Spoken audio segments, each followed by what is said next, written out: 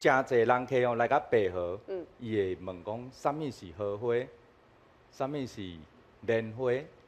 咱即马画面看到，互你摇看嘛，这啥物？莲花啊，这应该是莲花啊。莲花，这就是咱咧讲的莲花。但是真侪好朋友来到白河会问讲，啊荷花伫倒？恁遐无荷花啊？啊，咱荷花，荷花就是莲花。啊？安怎讲？我规个头做花的。做花吼，简单讲就是讲吼，荷花就是莲花。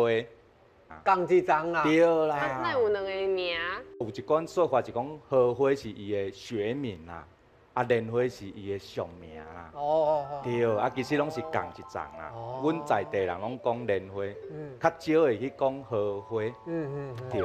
我想要问一个问题啊，这莲花敢会当吃？